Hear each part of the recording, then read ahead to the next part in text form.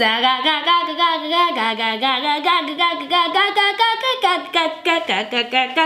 ready for this? Hi everyone and welcome back to my channel. If you are new here today, please make sure to smash that subscribe button. And for all my returning subscribers, welcome to another video by your ultimate fave, who's ultimately giving you guys exactly what you want, a mukbang and a story time. Are you ready? Can I get a cheer?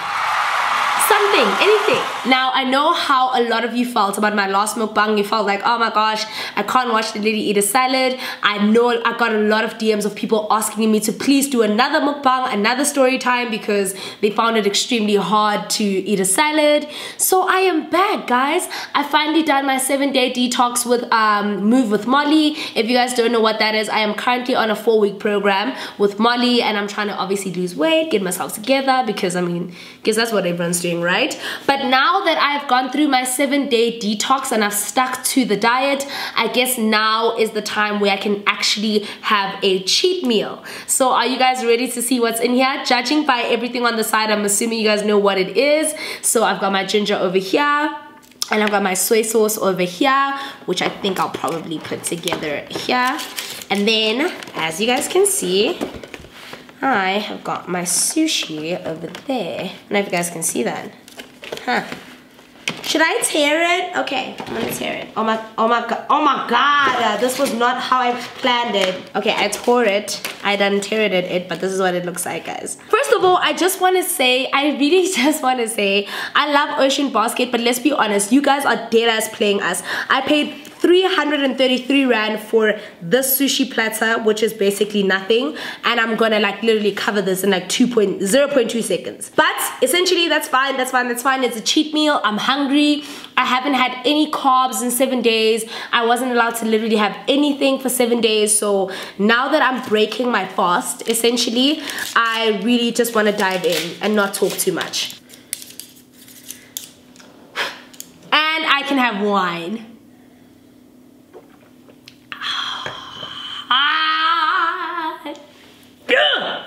I'm back! The girl is back! Yay! I think I like myself more when I'm inebriated. Okay, so I'm gonna take some of my wasabi. And I really just wanna have a question. Why didn't anyone tell me that mixing wasabi with soy sauce takes your sushi to the next level? What is wrong with you guys? Stop keeping these secrets for yourselves, like honestly. So I'm gonna mix in my wasabi with my soy sauce right there, because it literally adds, like, it takes the soy sauce to the next level. Like, oh my goodness, you guys don't understand. I just want to see if I've added enough. Now I'm gonna add some more.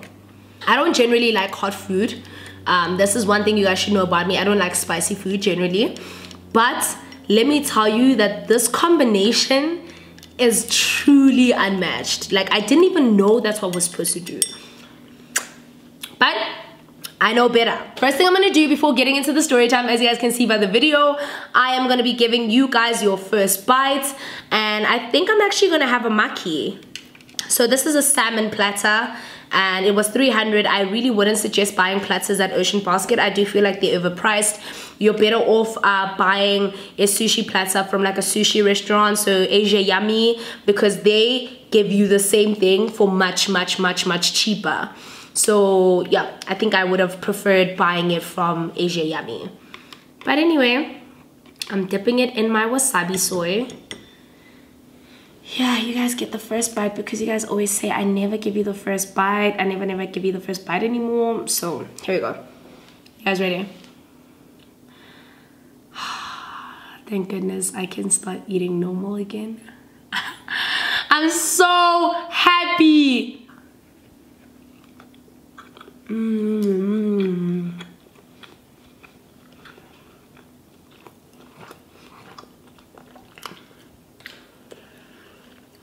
2 seconds away from crying. I'm gonna have salmon sashimi. I mean, I was allowed to have salmon sashimi, but I haven't been having any raw fish. I don't know why.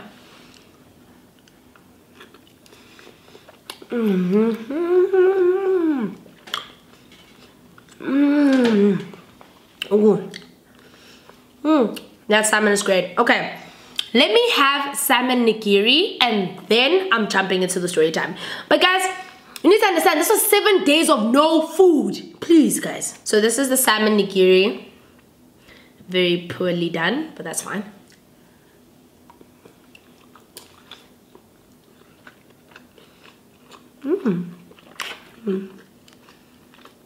It tastes good though.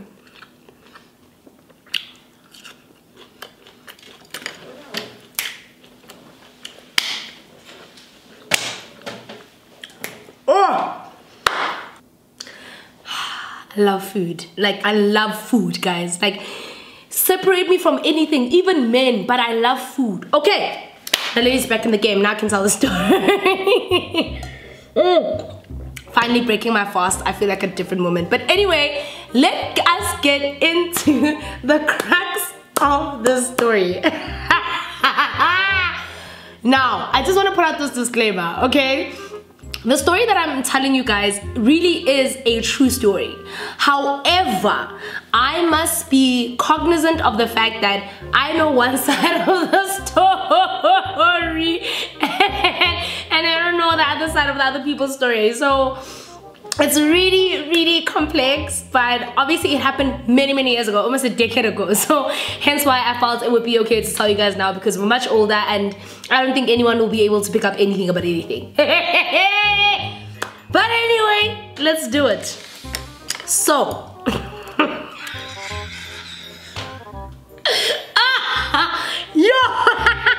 guys, what? This is honestly the wildest story that had ever happened in our community. But there have been wilder things that have happened in our community. Like, where I grew up, guys, in Spruitview, I always used to say Spruitview reminds me a lot of Hopeville. Do you remember that show Hopeville? Where it was that small little town and all the weird things would happen in that particular town. Mzamo felt like that old town. So, for anybody who doesn't know this piece of information or you're a new follower, I grew up in the East Rand, Spruitview to be specific, but I lived on the other side. So, Spruitview and Vosloorus were divided by a robot. So going this way is Vosloorus and then going this way is Spruitview, right? That main road divided the two. So I lived this side by the spa and the White House and the BP on this side. This was Voslo. And then on this side was Spruitview, right? I needed to obviously make that part clear because it's gonna make sense of the story. So I went to a Catholic school for 13 years. So I grew up in a What is happening? I will eat, do you hear me? So what happened?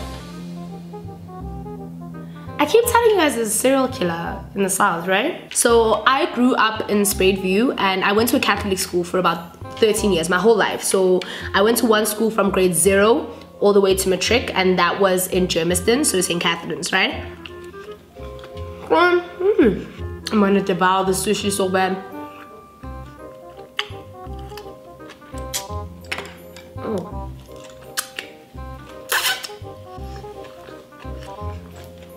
I might need this to move back so I can eat properly. Going to a Catholic school for 13 years, I've always felt personally that I felt like I wasn't connecting with God in the way that I wanted to. Because anybody who's went to a Catholic school, anyone who's went to a saint school, you are obviously taught like the Catholic way of, you know, praising God and whatever, and there's different other ways. You know, there are Christians, there are charismatics, there are different other ways. So growing up in a Catholic school, that's all I ever knew. I never really branched out and anything like that. I'm still a Catholic right now, but now I actively want to be a Catholic. Like, I associate with it because it's the religion I feel most comfortable in. But take into consideration that the circumstances obviously shaped that, because I grew up in an environment with a lot of Catholics. Cool.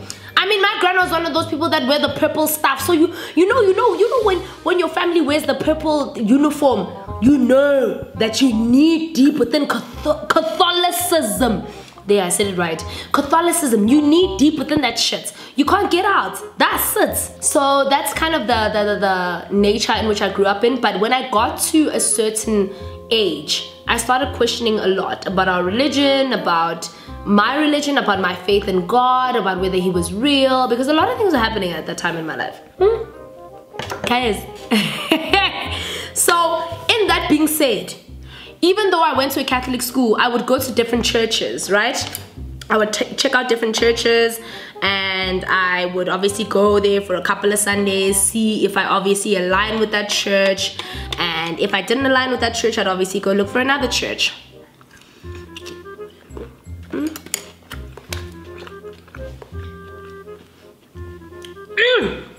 Those flavors. So when I was younger, I would go to my friends' churches. So for example, there was a friend that I grew up with. I'm not gonna obviously say her name, but she was one of my best friends. And for story's sake, I'm gonna call her Rosie. So Rosie, Rosie and I, is there even a point for me to tell a story? Can I just eat? No? Okay, I try. Rosie wasn't Catholic, but she was Christian, right? And a lot of my friends were Christian. Like I told you guys in another story time that I had this friend and we would fight because she was a Seventh-day Adventist and I was Catholic, and she always said that the Bible, our Bible was incorrect and the King James Version was right. And I would always say, man, fuck you and that King James Version, that's wrong. The Good News Bible is right? I know that obviously being older, there were certain things I think in the Good News Bible that were omitted in the King James Version. So we would always have that argument because she always said that the 7th day is Saturday. And I said, no, bitch. The 7th day is Sunday. Come at me. And then we would start obviously rocking over it because we were so passionate about our religions. For me, myself, one I didn't even believe in. But we never actually physically rocked. But it always became a very tense conversation because as passionate as she was about her religion, I was the same. That obviously didn't take away the fact that I really felt like I wasn't connecting with God. So I would go to my friends' churches. So I would start with Rosie. Rosie would take me to her church, and I went to her church for a couple of months and I really enjoyed myself. It was really nice. She was like in a charismatic church. So they would sing a lot, there was a lot of drums, there was a lot of, but it was a very small church because it started off really small. And as much as I liked it, I felt like, I don't remember what it was. I just wasn't connecting with that particular church. But her church was in the same area as the church that I ended up going to for I think about a year. Oh my God.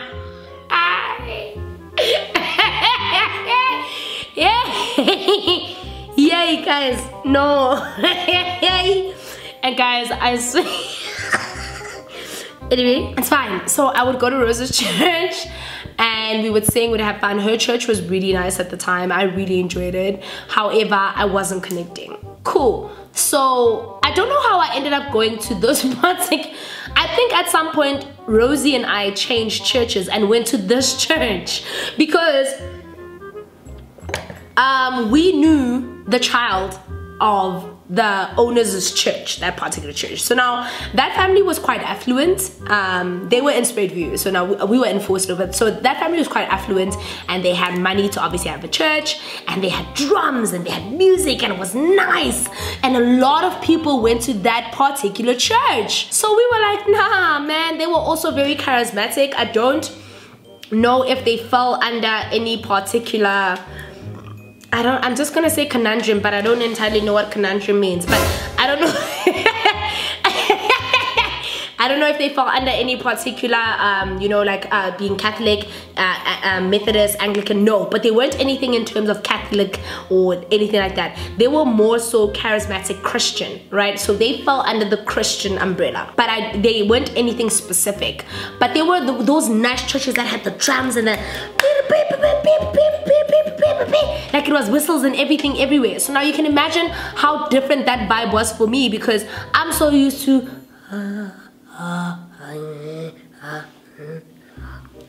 like everything is quiet in a Catholic church. Everything is quiet, everything is quick. But I mean, judging by the caucasity of it all, I ain't even surprised. Because I was like, I'm too loud to be so quiet in a church. You understand? The only thing I like about my religion is the fact that when we go to church, we're out of there in 45 minutes. We are out of there. Like, you just...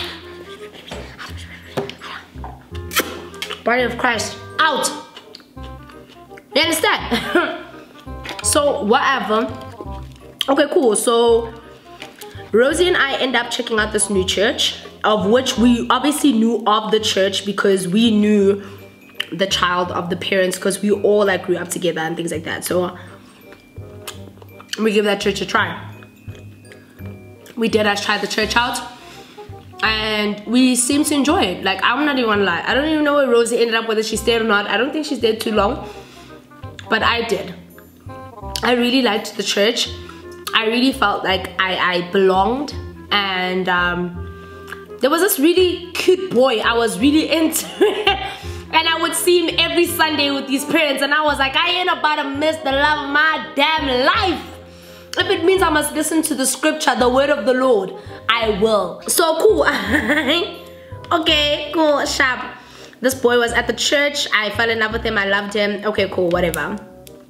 So, let me have a California roll. So guys, my mom was always wary of me going to church, because I think my mom, if I remember correctly, take into consideration, this was years ago, guys, but if I remember correctly, my mom and my dad were similar in the sense that obviously as a wife you marry into your husband's religion, but my mom wasn't as religious, you know, like she believed in God and she had rosaries and everything, but she didn't believe, if I'm not mistaken, I wouldn't know, my mom was a very religious person from what I remember, but she would always force me to go to church, and she wouldn't. She was living vicariously through me. That was what was going on. But I feel like she didn't want me to go to another church outside of my religion, because I feel like when I think back on it now, she was worried, because obviously my dad would be like, why is Naledi going to a Christian church when she needs to go to a Catholic church? Maroma, you understand? Maroma are very, they've got a superiority complex of some sort. Yes, I said it and I'm not going to repeat it. Why must you go to another church when you can just go to a Roman Catholic church? Because that's how you were raised, right? Oh, this meal is ridiculously perfect. It's perfect. I think I've rambled long enough getting to the crux of the story. So I went to this church, and I went there for a few months. But there were a lot of other people from Mzamo that went to that church. So it was comfortable, because I think also my mom felt comfortable because a lot of people went to that church. One of the people who went to that church was one of my mom's good friends. And for story's sake, I'm gonna call her. Oh my God. I love her so much. I'm gonna call her Saint. Because she really was a saint. I don't know how she didn't see what was going on, but she was a saint, guys. She was, yo, that mama was a saint. Now, one of my mom's good friends, for story's sake, I'm gonna call her Saint. Saint went to that church with me. So I don't know whether my mom felt comfortable or whether she just got over the whole trying to convince me not to go, because I really was going to church and I really was trying to connect with God. So she was just like, whatever, go to church, come back, that's fine, as long as you're not out there hanging out with boys. Cool. Now, this is where things get tense. Like I said, that family was quite affluent at the time, and they had a fair amount of, whether it be from tithes or whatever, but in their family on its own was very wealthy and business-like. The crazy thing is, I don't know if they still have a church now. I don't think they do anymore. But at the time, if I remember correctly, they had multiple other businesses besides having the church. So they were like that affluent church that did the most for other people and things like that. Now Saint, my mom's best friend, well, she wasn't my mom's best friend, but she was one of my mom's good friends, because they all grew up together in that area. Alright? Now Saint would go to the church all the time, and Saint had a really beautiful voice, so she was part of the choir. Alright guys, okay, Sham. Alright guys, now I was a dedicated churchgoer, period, point blank. Like every Sunday I was at church, singing, playing with people, you know, just praising God, having a good time. You know what, out of all of my years of praising God, I only feel God's presence now, but the only other time I felt God's presence was at that particular moment, because I was really opening up myself to the idea of God, right? What happens is, in the church they would have these kind of programs, or like kind of incentives where they help one particular person in the church every month. And now, as far as I remember, I think Saint was just going through a hard time financially. So I don't know how the church knew, but I think they knew because obviously she was kind of like part of the choir. She was kind of conducting a lot of things. She was that hands-on type of lady. She was that lady after church when it's 2 o'clock and everyone's supposed to leave. She wants to stay till 4. Now you must play with random kids and strangers that you don't even care about because your mom's just knee-deep busy with things. Like, you understand what I'm saying? She was that mom. So one day they announced in the church, this was actually pure evil. This should actually be a show. But they announced that obviously Saint is going through some tough times and the church should help her. Or I don't know if they announced it or not, but they really did make people aware that, you know, sometimes you must come in the center and be prayed for. And then she wasn't afraid to tell people like what was going on with her, and I will always commend her for that. Okay, Grand Sharp. Now we move in a few weeks in. Now the church comes out and says, "Aye, man, guys, we've got a surprise." We're like, "Oh, what?" Now people, they're like, "No, we've taken everyone's tithes and we've put them together. We're going to help Saint fix her house." Yay! Now everyone's clapping. Wow, Jesus, you know, like we all just, we here, guys. I swear to God, guys, this is based on a true story because this is the true story and I firsthand. Yay! Me again. Now we all, yeah. I remember because that particular Sunday I wasn't there. I was at my dad's house visiting my dad because obviously my mom and my dad were divorced, so I couldn't go to church that Sunday, thank God. But I really couldn't go. So now everyone is telling me all the ndabas, man. I hear it from Saint who came to visit my mom. Saint tells my mom, "Hi, hey, at the church they're going to fix the house." What? My mom's like, "Oh, that's amazing." Hi, okay. Then, so in the church, essentially what was said is that they're gonna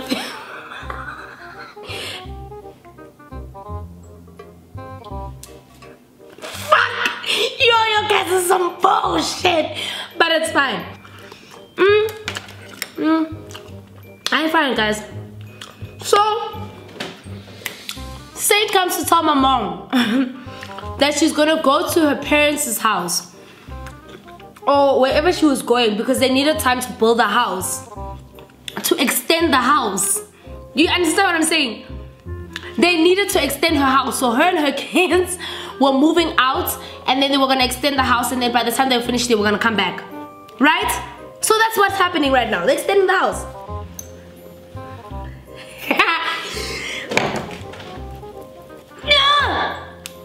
Guys, this was the most horrible part of the story because I don't know how someone is so evil.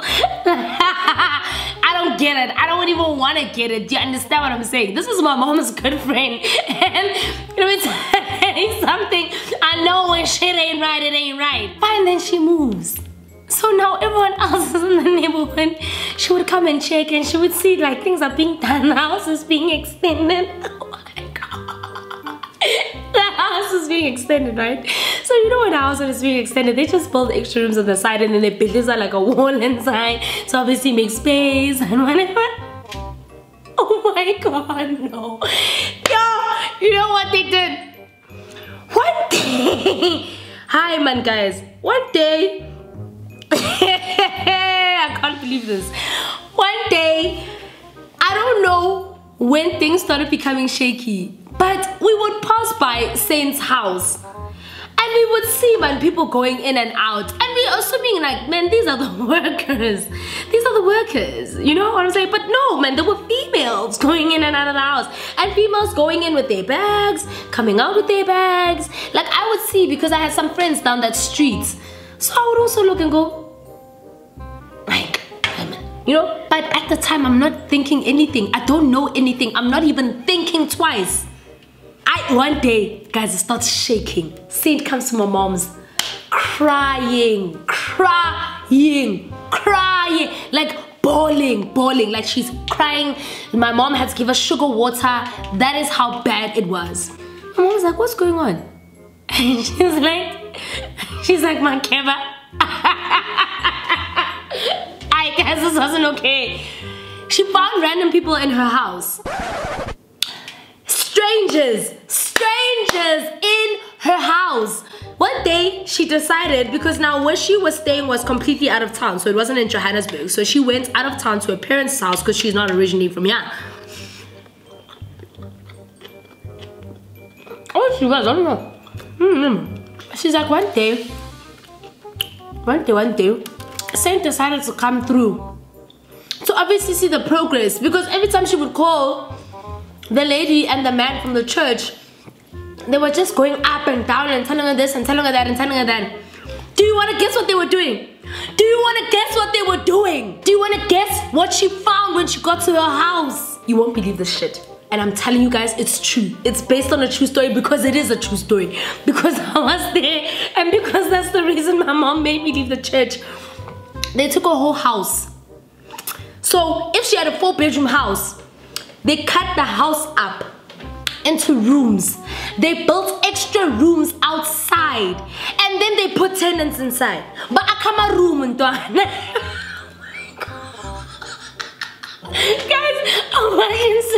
on my mother's grave, they took Saint's house and they literally created extra rooms outside the room. Like, obviously, if you're not black, when I say extra rooms, I'm not saying extra rooms for a big townhouse, bro. I'm not saying extra rooms for a mansion. I'm saying extra rooms so that it could look like it was 6 small rooms in a house. So her old house was still there, right? Listen to what I'm saying. Her old house was still there, and then they built more rooms outside.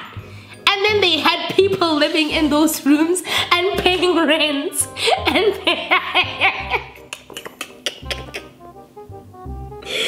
yo.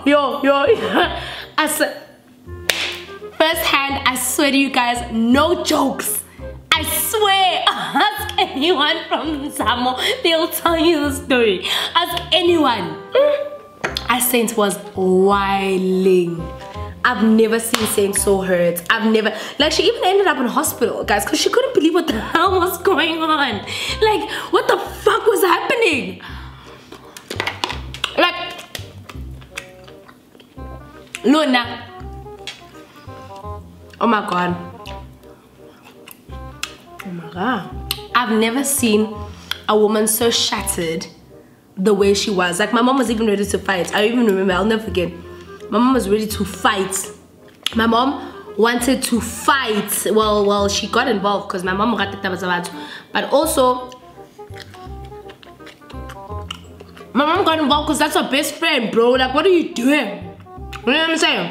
What are you doing? What are you literally doing, guys? Yes, I'm almost finished. Let me do this. Oh, I can actually just do this. I'm so dumb. Can you see? I'm actually almost done. So, guys, they deadass took a house and turned it into rooms. And then had the caucasity to get tenants and put the tenants in there to pay rent.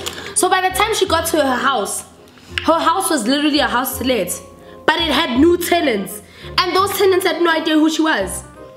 And by the time that she obviously decided to get the authorities involved, she eventually kind of sort of got her house back. Because she still has access to that house. I don't know if there's still other tenants living in there or whatever the case may be. But when that story happened, the whole town was just like, what the fuck? And essentially my mom forced me to leave the church. She was like, nah, no, you never go back there. And I'm like, but my boyfriend. And she was like, Naledi, kita shapa kampama. When she gave me that kita shapa kampama, I knew, like, you ain't going no damn way. Like, you stuck. And then I had to go back to Roman Catholic Church. And I hated it. And that's what happened, guys. Here, I know you guys think I'm bullshitting you, but that's really what happened. And then, oh my god, so good.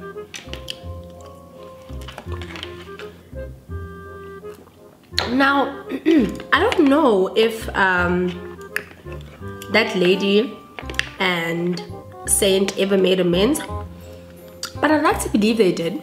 But what I do know is that I don't think the church is active anymore.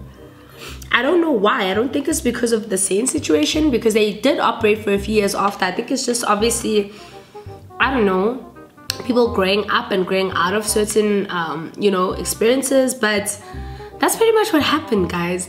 They turned her house into literally small rooms and they rented them out to people while she thought they were extending her house. I paid, and this mukbang is officially over.